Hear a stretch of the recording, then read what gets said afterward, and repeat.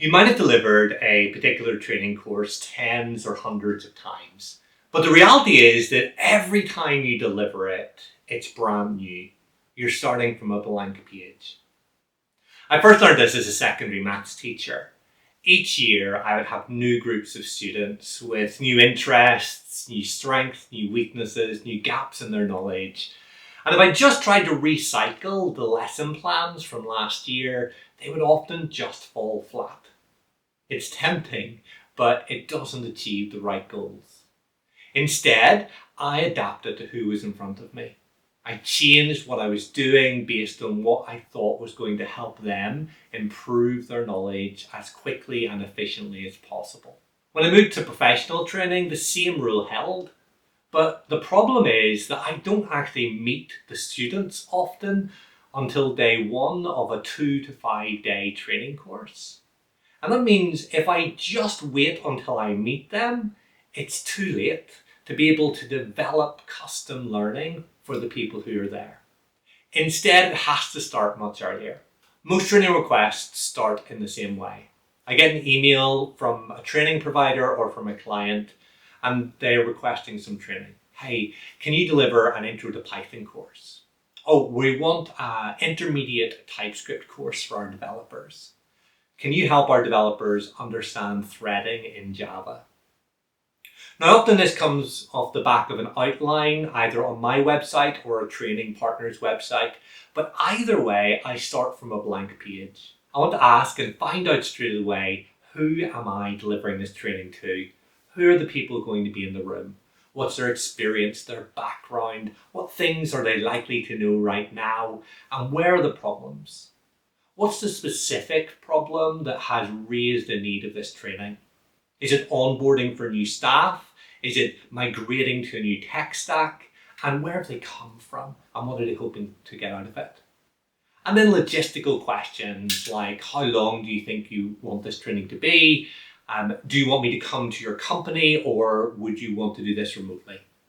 With that information, I can go to my blank page and the outline that they may well have looked at when they requested the training, and start to create a bespoke outline, an outline just for these people. It's no more than 1 to 2 pages, but it forms the basis of a call. And for me, that call is gold. On that call, I want to have at least 2 people. I want to have the decision maker who's able to say yes or no to the training. And I want to have at least one person for whom the training is for. Either the team lead who's on the team and wants the training, or one of the developers that is going to benefit from the training. I'll go back over those questions again. I'll find more out about the team, their working practices, the things that they do, the things that they are challenged by. And then I'll find out what success looks like.